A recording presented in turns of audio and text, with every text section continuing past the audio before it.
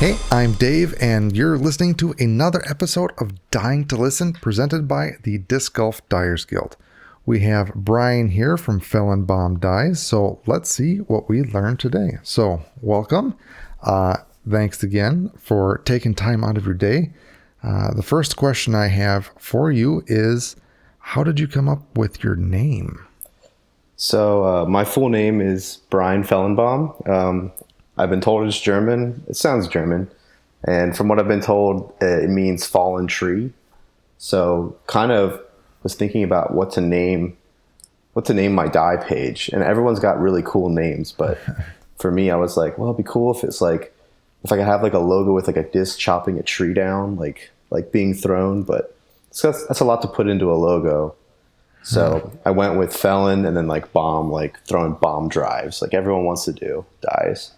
Tried to keep it simple. It's interesting to hear some of the backstories of these names, and that fallen tree, that's pretty neat. Yeah, it's a little something. I know lots of people have names that mean something. So, what got you into disc golf? It's about 1.5 years ago now. I was at a friend's bachelor party weekend, and we, like the last day of the trip, we all went disc golfing. And of course, I was probably the only one who had never played before. And a friend of mine pulled out like a DX starter set. And so I had like AVR, Shark, Leopard. And I think I had a Valkyrie too. And I think that day we played 22 holes, and I think I played plus 29. So it was a struggle, but it was a really fun time. And then from there, it just kind of, it just kind of culminates and builds.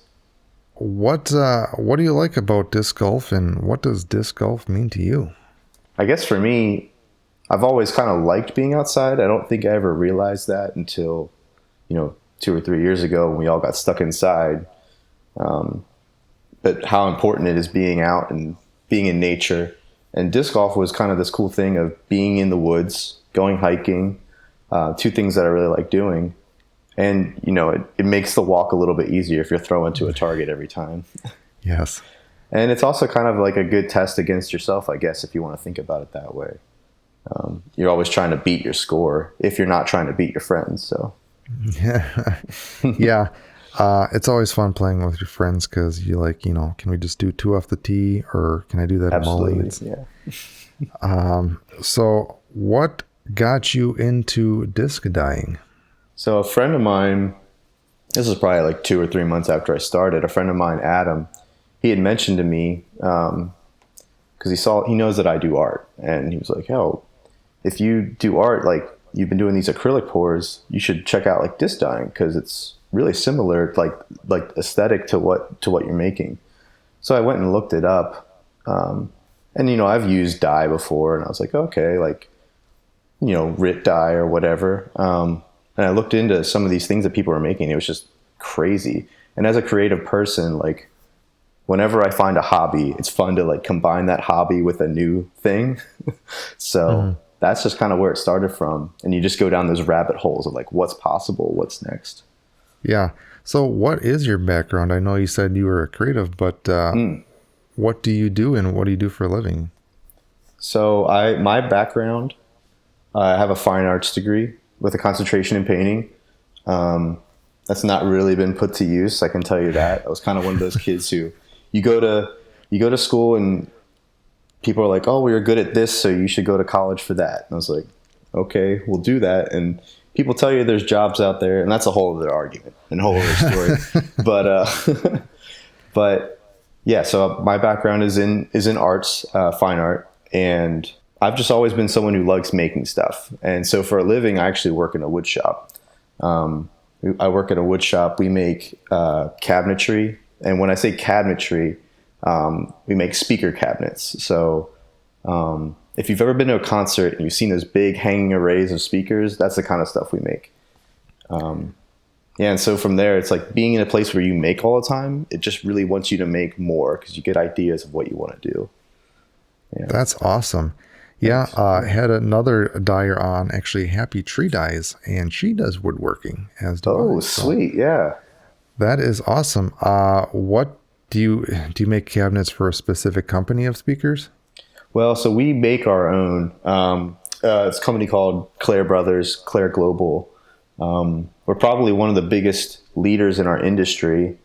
I've been there for almost 6 years, I think. But we have a CNC there that we use to cut panels out, because it's not just boxes. We have some pretty complex geometry that we make. But through that, I've been able to learn, modeling with SolidWorks and how to program these things. So once you kind of learn those things, almost anything's on the table of what you can make. I always wanted to get into 3D stuff, but I never have done that. I mean, the most that I've done is like Tinkercad to do some simple models for 3D printing stuff. Sure. Yeah, but, that's something that I've never really been around. So when I've been able to see stuff that's been 3D printed, it's super cool. That there's so much potential there with recycled materials and all that kind of stuff. So you said you did acrylic pours, and I feel like that can definitely tie into the dyeing side of things. Have you used any of your techniques for the acrylic pours into your disc dyeing? Oh yeah, definitely. So I would say that acrylic pours is not my background, but it was something that I was playing around with for probably half a year building up to starting disc dyeing. And the process is almost identical. It's really similar. You use Floetrol, paints, silicone oil, and all the methods that are used for acrylic pouring really work the same thing for cell dyes. I believe last week we talked about all those. There's lots of cell dye artists, there's lots of acrylic pour artists out there who use techniques that all the great cell dyers use. So yeah, it's got a lot of crossover. And speaking of your beginnings of disc dyeing, do you remember the first disc that you dyed? Yeah, very well. I tried to dye an XT Nova. That was my first disc. I don't think I ever knew that like anything wouldn't be dyeable. I always thought, well, plastic's like a pretty porous material for certain things, so it should be able to take. But yeah, I remember putting it in the bed and pulling it out like 24 hours later, and I was just like ready. And I pulled it in. There was literally nothing on the disc except for on the overmold. The overmold took some dye. And I went on the disc dye Reddit and was like, why won't this dye? And I quickly realized XT is the worst plastic to dye. Yeah, it's not great. No, do you it's really bad. What dye did you use, and or what type of bed did you use? So that was back when I'd first started, and like I said before, RIT was like something that I've heard of. So I was like, well, RIT probably makes a dye that's usable. And sure enough, people were like, yep, get RIT, but make sure you get the dye more synthetic. So that's what I went with. And kind of as an artist, you learn to go in on the cheap side first, because if you really love it, you'll get the better materials later. If you can make it work with the cheap stuff, then it probably doesn't matter for the moment. So my first beds were shampoo and conditioner beds, just because you can get a bottle of those for $1 each at the Dollar Tree. So cheap and easy way to do it. That was like probably the first couple dyes I tried, and after those I realized that there really wasn't a whole lot of potential, because I'd seen people get such good dye results with iDye or ProChem, things that use chemical or things that use a mineral spirit basically as their medium, not a water-based thing.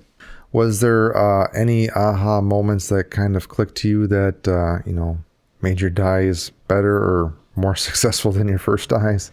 Definitely looking at other dyers. I had seen some stuff, but just like with art, the more you look, the more inspiration you get. And in a way, you kind of get like this backstory of how they did it. And quickly I realized that, more works. In my art, I try to use very minimal materials and just kind of build up. It's cost effective and makes your materials last longer. Mm-hmm. So I tried, using more dye, and that did definitely work. Until I accidentally took the stamp off of one of my discs because I didn't let it air out for long enough. Luckily, I learned a lot of lessons quick and on my own discs. Yeah, again, that's the best way to learn, is actually make the mistakes yourself. Yes. And speaking of learning and inspiration, where did you get your inspiration from and your learnings? Definitely looked at I looked at Daddy Mac Dyes a lot when I first started. I think for me, like what drew me to his stuff was he used a lot of negative space and like the disc color for a lot of his designs, because he was doing that like kind of river table look. So that was definitely a pull for me. They just always look super clean and kind of a lot like watercolor poured on stuff, which is, that's primarily kind of how I work in my art. So him, of course, Happy Tree Dyes, her stuff is super good. Like the saturation that some of these people are able to get with their dyes is it just boggles my mind sometimes. And when you pull a disc like that, you're like, how did I do that? And let me do that again, please. Yes. I guess, what's the hardest part about dyeing? I think the hardest part about dyeing is knowing when to stop. Like knowing how complicated to make it, because you can quickly make something really muddy and really messy and really dark. And as a disc golfer, you don't want any of those on your discs, because you're not going to find them. They're not going to look cool. So trying to find that balance is tough, because I've definitely made a lot of dark, muddy dyes before. Yeah, I find it interesting when you said that you use more. I'm assuming you didn't necessarily use more colors, but just more of the dye to get what you need. Yeah. That was a big thing. Like I would in the beginning, I would use 1 or 2 drops of dye maybe. And I don't flood the bed with dye, but I definitely go back over where I've put dye before with similar colors. And yeah, that makes saturation just instantly better, having more there. So what dye methods have you done and or experimented with? I have done, of course, I've done the shampoo beds, which you can get really good results with shampoo beds and conditioner beds if you know what you're doing. I've done some shaving cream dyes, but I've always gotten really faded, kind of fuzzy results. Again, you can do great results with those. You can get great results with shaving cream. Of course, I've done clear glue. That's probably my most common, is clear glue beds. I've been working through cell dyes, but one big thing that I've noticed is if you don't get your colors right, you can just instantly, like I said, turn your bed into a big puddle of mud, and that's kind of a lot of material to waste and do it wrong. Yeah. And then I've done some hot stamps. I've been trying those out lately. That's been kind of fun, using the Cricut to make some pretty cool stencils. I can't think of anything else that I haven't tried yet. One thing that I actually really want to try, the guy Andy Dyes, who does those gradients around like the rims. I would love to learn how to do those, and probably mess up like 15 discs in the process. But have you done any spin dyeing? Yeah, I have tried spin dyes. Again, they get muddy. There's such an amount of control that you got to have. And I think I just don't have that smooth, repetitive motion down. Because some of those guys, like even the differences doing it, he shows how steady he can get his hand to kind of go over the same swirl like 15 times or whatever. I can't get that pattern down. Yeah, I can't say the word. The even circles, that's easy to do. The lollipop spins, I cannot do that. That's nope. That's damn near impossible. I can add a spin to the rim of a disc if that's what you're asking, but other than that, no. Yeah. Shameless plug, I can send you Dave's spin dye jig rig if you don't have one yet. I do not have one. I've been trying to. I do have like a jig, but it doesn't work for all discs. Sometimes they're on there crooked for some reason. I've seen your design and I like your design. I think that's a great one. Well, I will send it to you, and you can give me your honest feedback. Absolutely, I will make use of that. I'll maybe make a couple videos on it because I want to see how it works for me. Awesome. And speaking of accessories, is there one dye accessory that you cannot live without? Probably like an underrated one for me is I have like a Lazy Susan that I use while I'm putting dye in my beds. So rather than work just on like a flat table with my bed, I'll put that on the Lazy Susan so that when I'm dyeing, I can quickly get, spin that around, get to where I need to work.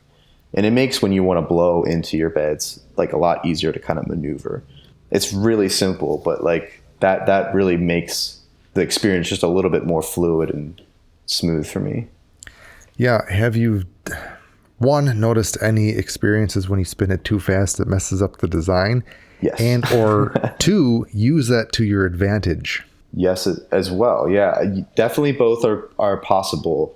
So when I spin those, I'm kind of just like giving it a gentle nudge around, and that's plenty. But it is useful to get some spins. Although if I want like a swirl design, I'll kind of just take my bed and just kind of tilt it around, and that'll get it like gravity moving it instead of just centripetal force. What tool / device do you use to blow your glue beds? Essentially a straw. I don't forget what it's called, but it's kind of like a piece of plastic tubing. I got an Ace. I've got a couple of them just in case, they get dye all over them, they get yucky. I do want to get a compressor. I've been thinking about those literally since like probably like the 5th or 6th time I used one. I was like, man, that would be great. But I think the more you do, like sometimes I'll do like 5 or 6 up to 8 beds in one go, like in one evening. And by the end of those, you're feeling pretty tired. But it's almost like training. You're like training your breath to be a little bit better. Yeah, I want to get a compressor as well. And I still haven't found a good straw type that doesn't exhaust me of where I want to pass out. Yeah.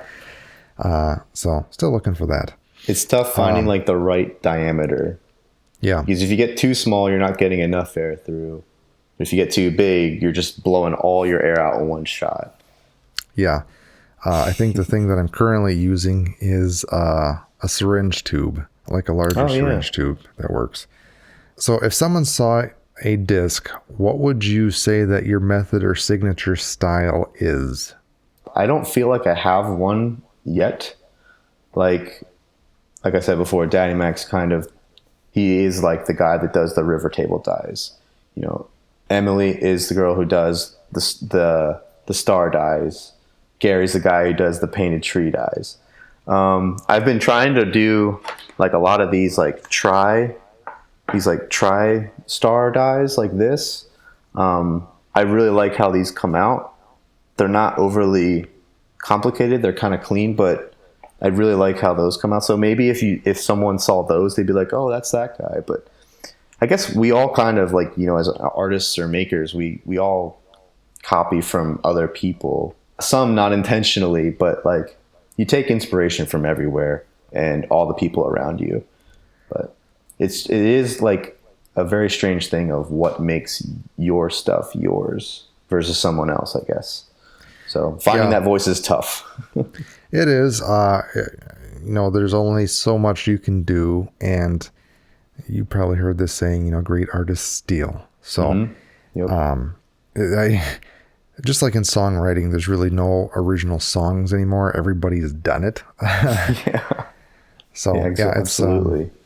But it's fun to experiment and try different styles and techniques to see what you come up with, because the possibilities are endless for that. So you like to do the glue beds. Do you have any tips or tricks for people for that? So yeah, I do clear glue. I've tried using white glue. It gives a very different look. And I think what someone mentioned to me was that white glue, there's a property, but I don't remember what it's called. But basically what the white glue will absorb the dye. It'll take on the dye. Whereas clear glue will just kind of hold it. So when you put a disc in a white glue bed with dye in it, most of it's probably going to the glue, not the disc. So it'll probably give you like more of a pastel look. But in terms of clear glue beds, one thing that I was asked about was how do you get bubbles out? And I still get bubbles all the time. But one thing I found is definitely after you pour it, let it sit for like 5-10 minutes. And those bubbles, if there's any, should have risen to the top by then. And then another trick that I found, and I think this was on a Differences Doing It video, using denatured alcohol in like a little spritz bottle. If you just spray that on top, it will pop any bubbles on the surface as long as they can touch them. And that's been a great way to get rid of bubbles for clear. Nice. Yeah. I've also seen and personally used a water, and the water just... Oh, yeah. Water should work too. Yeah. I feel like it breaks the surface tension. I don't know if that's what it does, but yeah. That sounds about right. Have you noticed that when you let that bed sit to get those bubbles, that you get the glue, I guess, curing or hardening with like a thin layer of film? I think, yeah, ever so slightly, it will start to do that. So if that's the case, maybe not wait that long. It's actually really weird. So I've usually used the Elmer's clear glue just because it's what I've found. And I've actually found it's like, in terms of different brands, the most consistent, like from batch to batch that I get. But recently I couldn't get any in time. So I went to Hobby Lobby and bought their jug they have. And I've used it before and I found that it's very thick. Like it's almost hard to blow any designs into it. This batch, super runny, which threw me for a loop when I poured it. Like one bump and it like sends the whole thing sliding over. That is tough. So maybe if you want it to be thicker, leave it sit longer. But I haven't noticed it creating like a skin or hardening on top too much. Definitely with heat though, that'll do it nice and well. What mixture do you use for the dye to put on the glue bed? I believe I use pretty much all my mixtures are what's on the Differences Doing It. He has a video about like what's in all of his mixtures. And I've found that that's actually worked really well for me. I want to say it's like 1 to 2 ounces per quarter teaspoon, something like that. I'm not making that work. I don't know offhand, but it's somewhere. Yes. Yeah, it exists. And if you search for it, lots of people have great recommendations, but I recommend that as a starting point. If anyone's not sure what to use, that's probably one of the best places to start. So what dye and or medium do you use in that mixture? So normally I'm using pretty much all Pro Chem. That's just kind of what I started with. I know that some people say like they got Worm Dip because it was available in stores. I feel like they could find that pretty easily. I did try to find Worm Dip at like an Ace in their fishing section because I think that's used for fishing lures. I couldn't find any there. So that's when I started looking online and they had their starter kit, which I was like, well, I'm trying to stay cheap. So we're going to go with the starter kit and see how that goes. And I still have, a year and a half later, I still have dye from that starter kit that I haven't broken out, like I haven't used up. But yeah, since then, definitely invested in some more colors and I think I'm at a good place with that. I have not used much eye dye other than hot dips. Yeah, and like I said, I tried RIT. I don't know. It's such a... I think it's just so hard when you have a water-based product to get that to want to last. It's just... Solvent-based stuff is just so much more permanent in a way, so... And I feel like with the glue beds and your dye mixture can go a long way because you don't use a whole lot of it necessarily compared to some other dyeing methods. So, oh yeah, man, there's some bottles that I haven't filled up since I started them, which is awesome. But it also then, because of that, makes you be like, okay, well, if I want to do a Floetrol bed, I've got plenty, and I'm not going to run out anytime soon, so I can go ahead and try that. With Floetrol, the most like used thing is the medium itself. So for your glue beds, do you use any heat and or how long do you let the disc sit in there? For me, I will use heat. if I'm going to be home, like if I'm going to be home and I'm spend like an afternoon or a day working on dyes, I'll use heat, and I have like 2 heat lamps mounted just like above where my beds would be. And I had bought a set that came with like 2 thermometers, like that you would put in like a terrarium. So you can make sure you have a good heat and it's not too hot or too cold. So I found out what was about 100 degrees, like that distance, and then that's just where they're at. I would say it's at least 15 inches, but it depends on the strength of your heat lamps. I can't remember that off the top of my head. Yeah. If I do heat, then I'll do 2 hours, 2 to 3 hours with heat, and then I'll do like 1 hour without, and they're pretty much ready to pool. But if I don't want to use heat, I've actually found that if you go 8 to 9 hours room temp, I've gotten really good saturation. Now, I don't think that'll work so great with, obviously neon dyes. You need heat for those. And some of those lighter colors, like I've noticed Caribbean just doesn't show up without heat. Interesting. Although I've heard that one maybe just needs more dye in the mixture. That's what I remember. Chris from Daddy Max said that he goes a little heavier on that mixture than the other ones. And speaking of dye taking and saturation, do you have a favorite type of plastic that you like to dye? Like I kind of dye a lot of the same makes and molds and brands that I have in my own bag. So I dye a lot of Innova, Discraft. So probably Star and ESP are my 2 biggest. I do really like dyeing. Of course, K1 is amazing, and Neutron plastic is super nice too. I dyed a soft Neutron Envy. It looks so pretty. Like I've never seen a disc be so shiny, but also so full of color. Even their Prism plastic is pretty nice too, if you can find it in like that silvery color. So, yeah. Or plasma, I think it's called. Yeah. Have you noticed, I would say, excess fading on the ESP plastic? I don't think I've noticed any.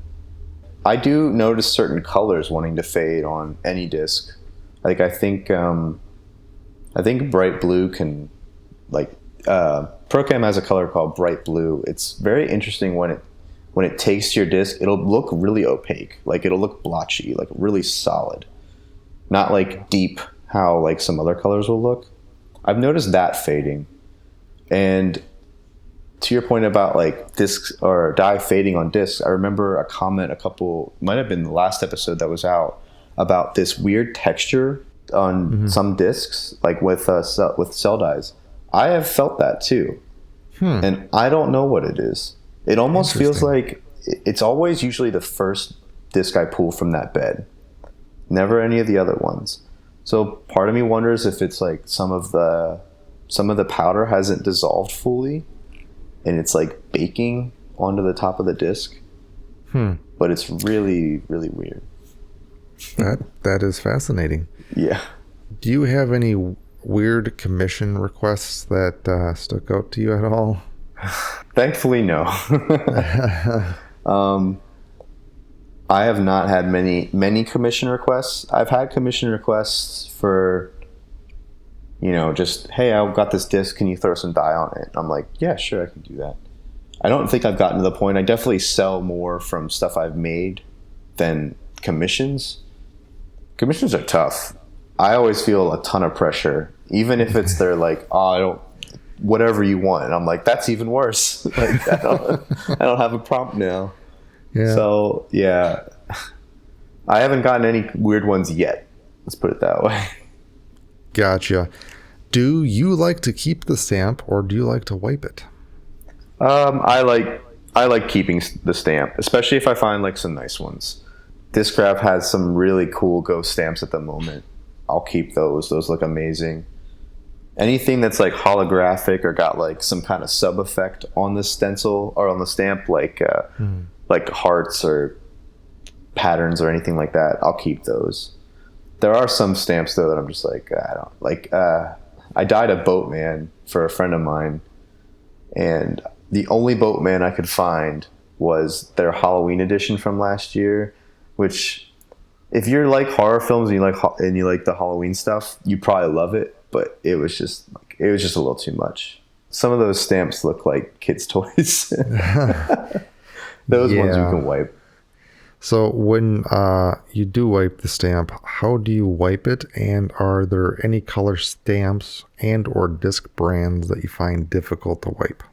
I would agree with a lot of people in that Innova is probably the easiest to wipe, at least lately. Those stamps seem to come off on their own, really, without any coaxing. I've tried a couple of methods. I mean, I've obviously done the magic eraser one because people have done it by accident. I've done it by accident. But I've found there's a lot more rubbing involved. You don't get any residue left over usually from the stamp. But what I've taken to lately is just acetone with paper towel.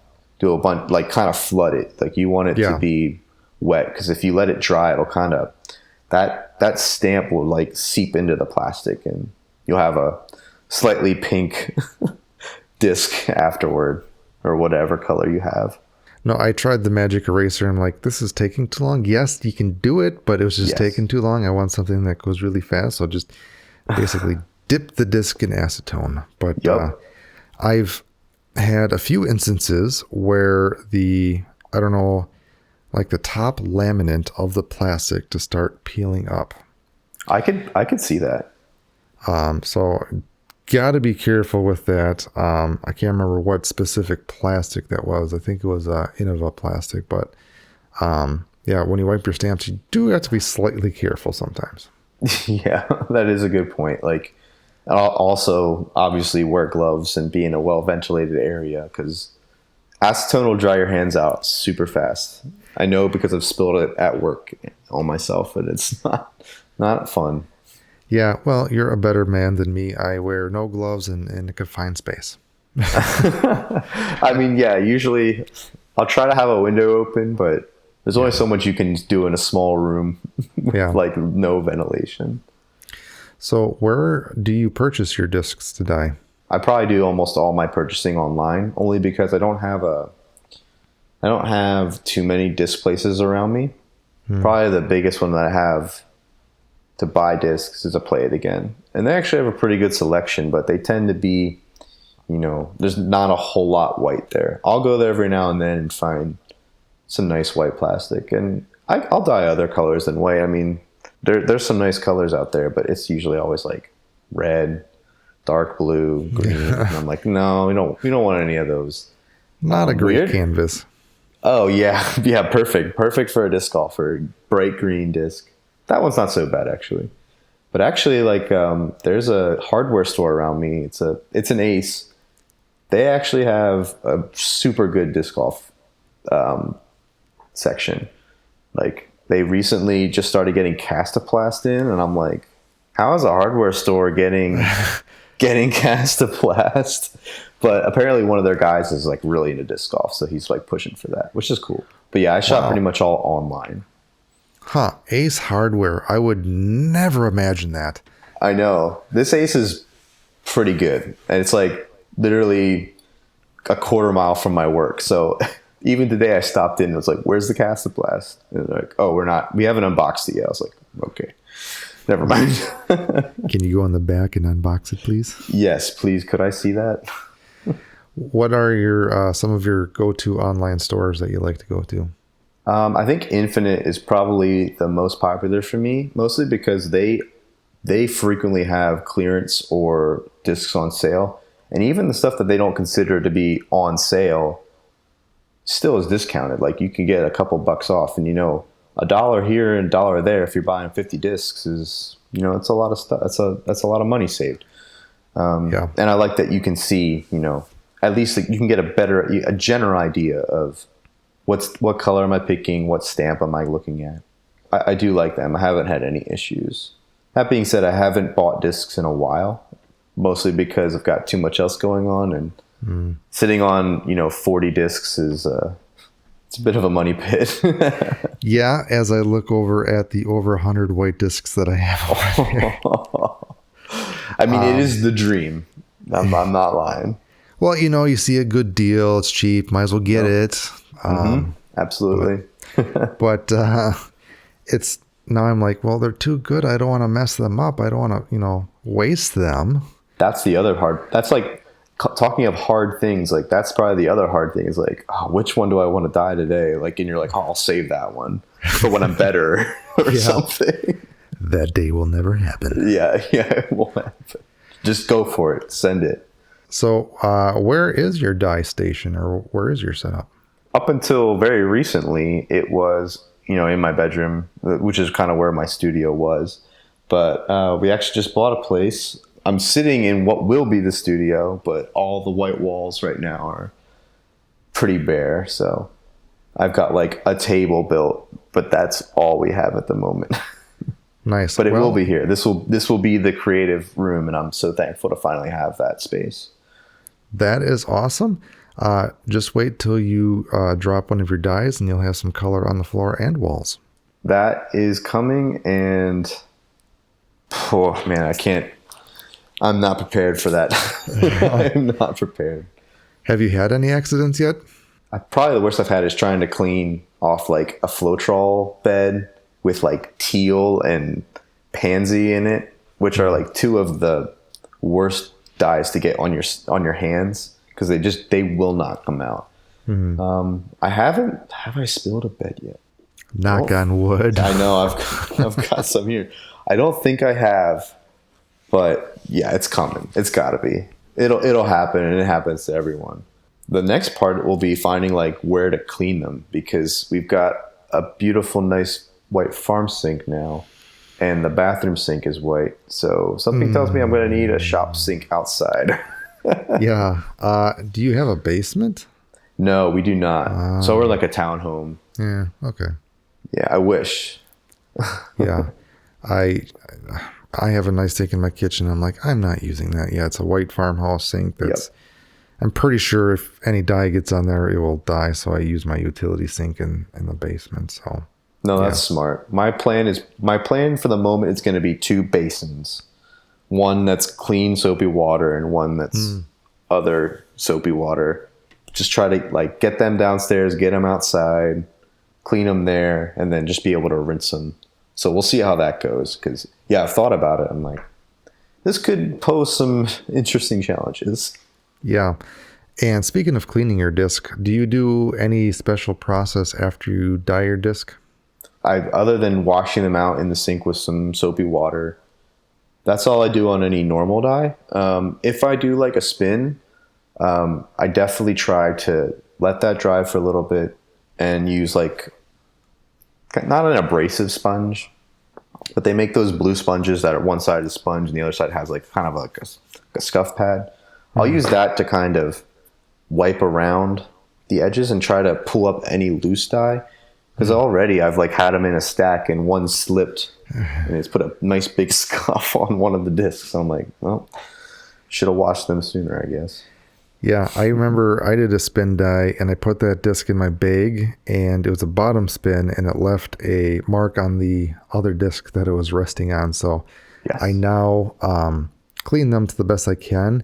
And recently for my spin dyes, I let them sit for a while. Then I take cotton swab and isopropyl alcohol, 91%, I believe. And I just quickly wipe it off to get any excess dye off. So that's the next method that I want to try. Just because I have seen that it works. Like, do you notice it fades at all? Like it wants to pull off too much? It can. So I only lightly do it. And I mean, it ever so slightly may not be as saturated, but I mean, you can get carried away with it and do it too much, but sure. Yeah. I mean, it's better that it doesn't come off in someone's bag on another disc or on any of your finished discs. So, or a friend's hand, because that happened. Oh, really? We that morning we spun dye a disc and was like, yeah, let's go play. And he took it out and it was like his hand was all black. I'm like, oh, I probably should have cleaned that up. Oh no. So lesson learned there. So if you had to start disc dyeing today, is there anything that you would do differently now that you know what you know? Honestly, no. Like you said, failure is the best way to learn anything. Thankfully, I haven't had like any huge failures or anything like that. I know that I have made definite mistakes.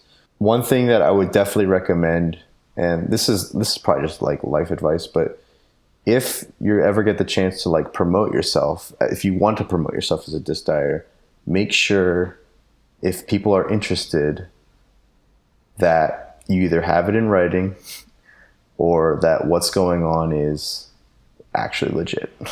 Because getting screwed sucks and no one needs that. If you want, can you explain a little bit about what happened or your situation? Sure. So I think, do you know about like the Jarrett Orr situation that happened with the Running It with Nate Sexton podcast? This would have been like 2.5 months ago, maybe. Yes, I do remember that. Yes. So I was one of those people who got tricked. And you know what? Looking back at it, totally my fault. Like, yeah, I should have easily like thought more about this. But looking back at it, this was a podcast that like I had listened to a lot. It was co-hosted by Nate Sexton. Other people had done lots of stuff with that podcast. So when I was approached by it, it sucked because we were going away on a trip that day. And we were going to be in the car for 3 hours. So I was trying to my fiance was like helping me text and like find out information, what was going on. And he was like, yeah, we'll do it. Like, we'll do 5 spots on the show. It'll be $1,000, and like when you think about it in terms of advertising for yourself, 1,000 doesn't seem like too bad, especially not to be on that kind of a platform. I thought about it and I'm thinking it now, like we had these moments where we were driving and like we were like, all right, we got to send payment and stuff, and we're trying to send payment and my payment wasn't going through because I had to re-sign into stuff. And my fiance is like, it's still giving you a shot. Like, she was saying this joking, she's like, it's still giving you a shot to not do it. And I was like, yeah, I know, it's kind of weird. Yeah. And then I woke up and like after it happened, I had like this kind of weird feeling myself. I was just like, man, I hope like this works out, or I hope this is legit and all that stuff. And then the next morning, I remember I still had that feeling. And I remember we had been driving around. We went to Watkins Glen, and then we were going to some wineries. And I was looking something up on the disc golf Reddit. I literally got to the page and it just said controversy with the Running It with Nate Sexton podcast. And I was like, no. So like I started reading and my heart sank. It sucked. Yeah. And so I basically was in the back of a car processing all this while everyone's like driving and talking and stuff. And a friend of mine who I talked to about it, he texted me and was like, please tell me you didn't send any money. And I was like, yep. I got finding like, what can I do? Is there a way to cancel this payment? Is there a way to have any accountability? Well, already within this time, the podcast page had been essentially deleted. Jarrett Orr had no followers he wasn't following anyone or didn't have any followers, had no posts on his account. And someone had reached out and was like, if this happened, like go message Nate and see if he can get anything done. So we did, and it took a while. Like I literally sat on that for like probably 2 weeks. Before Nate was like, all right, I think I have a plan of action.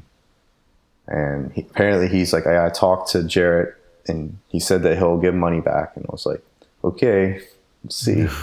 And about a week and a half went by and he was like, yeah, I still haven't heard anything. So like, do you have any ideas? Like, what would you think? In the end, I think the very next day he was like, I talked to some people and basically I want to just pay you guys out what you're out. I don't know if anyone else had, paid 1,000, but even still, if he had to pay all that money out, that shouldn't have been on him. But dude, Nate Sexton is the real deal. I wasn't expecting any of that. So, and $1,000 really isn't that much when you think about it. But yeah, just don't let the stars get to you and the greed, or if it's just like the aspiration get to you. Just do what you do because you love it, and the things that you want to happen will come naturally, like over time. Yeah, I didn't know you were involved with that. That's crazy. It really sucks that it happened, but it's also, again, a great learning experience. And you know, it can humble yourself, like you said, not to be greedy and try to get to the top the fast way or whatever. It's, if you're passionate about it, people will know that. And you know, doors will open for you because of that. Yes. I'm not doing this because, you know, I want to be famous or whatever. It's a lot of freaking work to do this. As we saw earlier. Yes. And my main goal is just trying to give back to the dyeing community in any way that I can and in unique ways. So yeah, I feel like you have some PSTD when I asked you, hey, do you want to be on a podcast or something like that? So it did go through my mind. It definitely went through my mind, because also within that time, like, I'm not saying, oh, people are reaching out to me, but like I had some other people reach out about stuff, and I was just like, okay, this time we're taking it slower. Yes. And this also, it involves nothing from me in terms of money or anything like that. So, and like, that's the stupid thing about it, is like, I've seen, like, my grandma has been scammed. Like, it's not her fault, but like, she's been not scammed, but very close to being scammed. And I look at these things and I'm like, man, like, how could you fall for that? But this situation to me was just like, it's the guy. It's not like written in some terrible format that you're like, okay, a fifth grader wrote this. It has his phone number on it. It's on the official page. Because that was the thing that got my dad. I like told him what happened, and he was just like, "Oh man, I'm so sorry." And I was like, "Yeah, it sucks." And he was like, "So someone hacked him?" And I was like, "No, it's the other co-host on the show that did it." And that's what blew his mind. I was like, "Yeah." I feel really bad for Nate that he had to go through that, because I think it was that. I feel like that was what weekend was that? It was some big tournament was going on, and regardless of it, he's presenting, he's commentating. So yeah, just make sure to think things through. Yes. Also, you owe me $1,000 to be on this podcast before it gets released. Oh shoot. You already got my social security and everything. Yes. Just need your firstborn child and we'll be good to go. Okay. Oh, wow. That's crazy. And, yeah, a very interesting story. So it is interesting. And like I said, there's other people involved in that. And I've heard nothing from any of them, but it is weird. Like within the subtext of that post that I saw on Reddit, a lot of people were saying, there was a guy from, they had a couple sponsors that had been on, and they were just like, yeah, we were on, and whenever we had to deal with Nate, it was all fine. It was all good. But we always had this weird feeling when we worked with Jarrett for some reason. So, I mean, if you know those things, if you knew what you knew now, yeah, it would have been like, I don't know. I don't think so. Yeah. Talk to me when it's not costing me so much or something. I don't know. All right. Well, I can't think of a good segue to get out of this segment. So we'll just do a hard cut here. Awesome. So shout out session. Are there any dyers? I know you mentioned a few, but are there any other dyers that you want to give a shout out that you like their work or anything? Well, definitely all the people that I've been involved with over the two Way So Groovy competitions that I've done. Both group conversations with those tournaments was full of, friendly banter, memes, late conversations, advice. So that's when I'm saying, like, no matter what's going on, there's always the majority of people out here are great people and want to be here. I can't name them all off the top of my head, and I know they've been named 1,000 times, but just all you that have have been involved in that, like, thank you for accepting me, because I've never thought of myself as like one of the dyers or anyone like that. I've just been someone who likes to dye discs. So Yeah, it is quite amazing and humbling how welcoming the dyeing community is. And I am appreciative for the Wave So Groovy tournaments, because I think the best part about the tournament was the group chat. yeah. And I feel like relationships with other dyers have been built with that. So thanks again, Wave So Groovy, for doing that. Yes, thank you so much. You rock. So we'll get to know you on a little bit of a more personal level and do some of your favorite faves. The first question I have is, who is your favorite band, and do you have a favorite song? Probably my favorite band. I listen to a lot of different music, but one band that stuck with me for a long time has been Coldplay, and I never discovered them until I was probably like just out of high school, which would have been like 2012.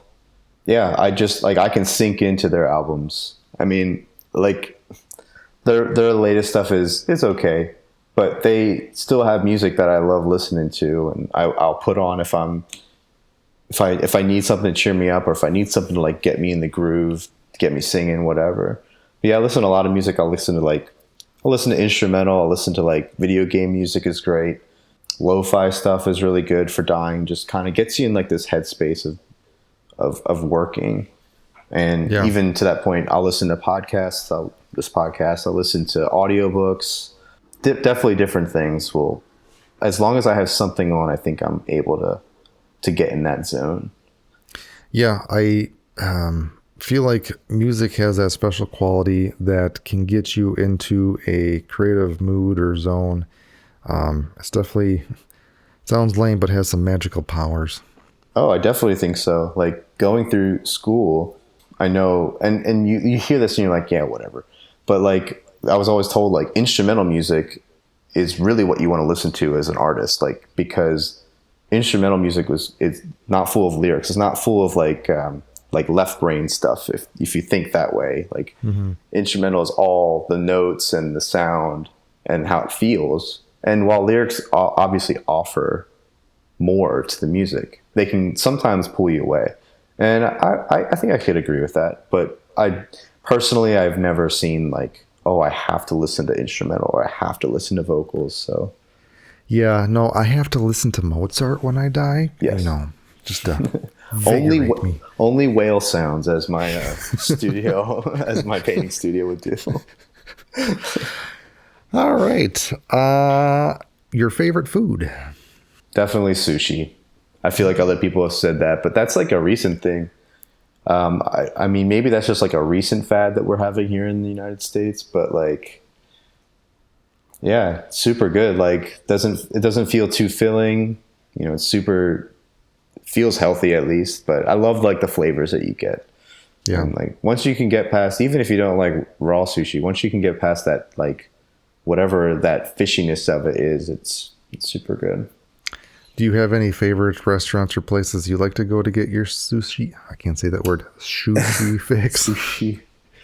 Yeah, I have a couple. We actually used to have a place that did really good like poke bowls. They closed down, I think, at the end of lockdown, or probably like in the last 6 to 8 months, which sucks, but they were really good.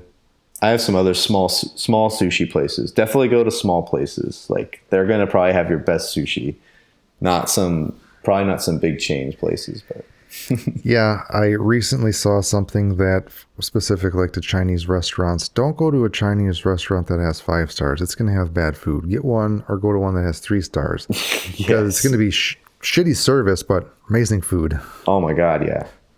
What you're paying for there is the food. I feel like maybe here in the States, we put too much emphasis on service. Like, I don't care. As long as I get some food and I get to eat, that's all that matters to me. Yes. What is your favorite beverage? If we're talking alcoholic beverages, I don't drink a ton, but I really like cider. I'm a big cider drinker. I like sour beers. I know someone had mentioned them before. So I like fruity drinks a lot. So Those are super good.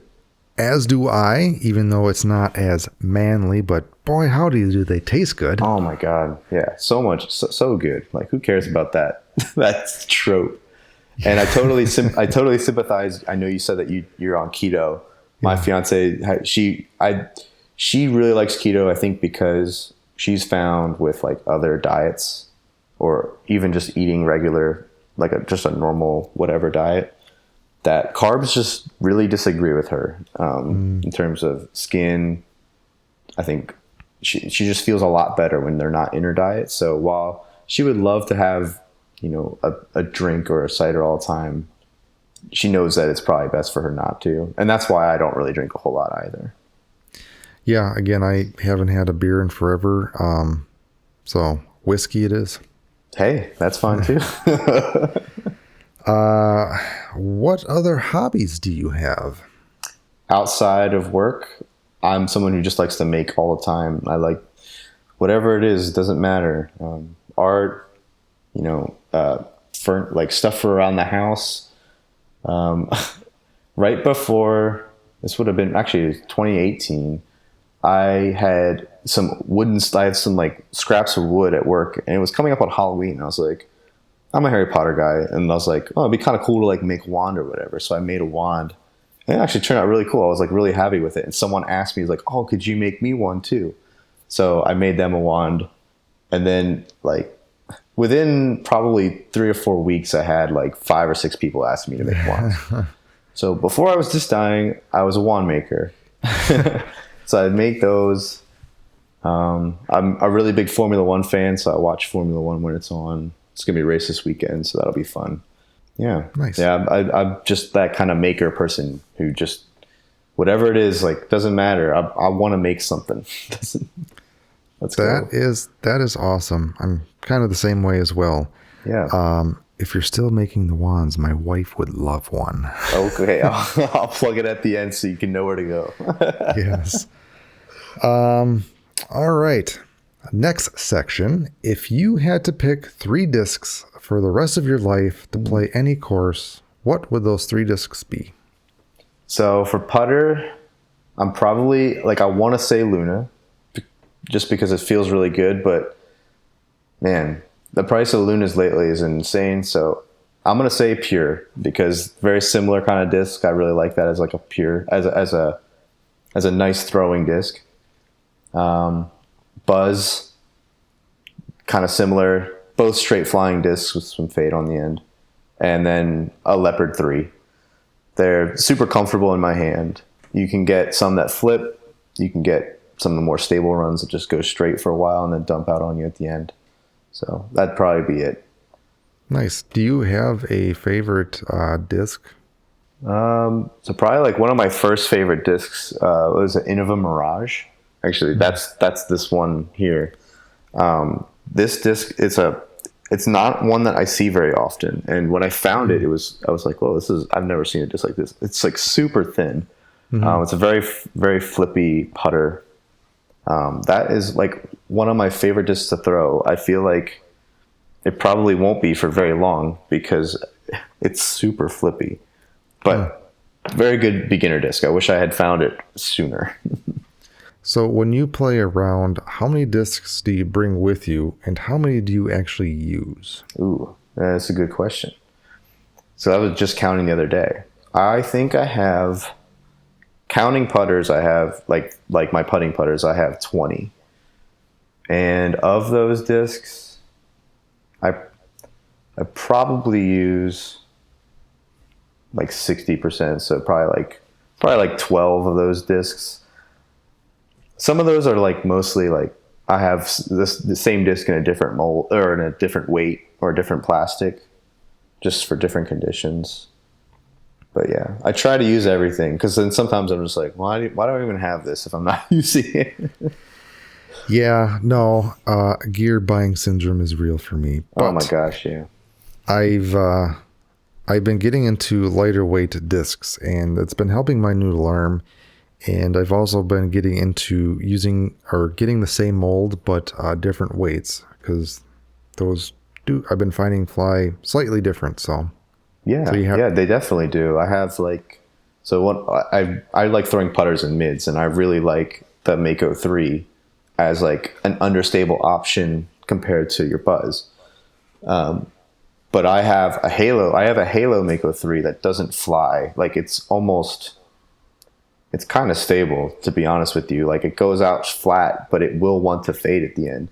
Whereas I have a Champion Mako 3, and even though Champion's kind of stable plastic, I have it in a lighter weight, and that thing will turn great to the right for me. So yeah, it's super nice to have a lighter weight disc. And hopefully what happens is by the time your lighter weight one either becomes too flippy and unusable that your other one has cycled in. That's something I'm still trying to do. I haven't been playing long enough to be able to get to that point though. No, same here. And I feel like it's becoming to that turning point now that I have been playing long enough. I've been playing long enough now to actually see a disc flight change based on how beat in it is, which is quite interesting. I think you've graduated, yeah. Yeah, yay, confetti. Poof.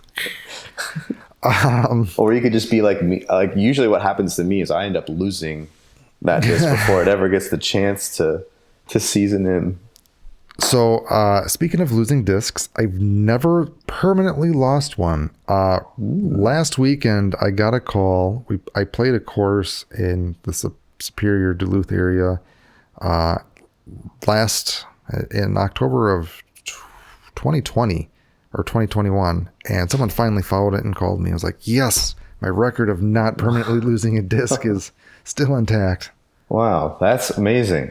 And congratulations. I'm sure you still have bought many discs to replace it in the meantime, though. Yes, and I have definitely. Many other discs in general. Yeah. Do you have a favorite course that you've played and or hole? I have, like, in terms of famous courses, I have played Idlewild, which was a lot of fun.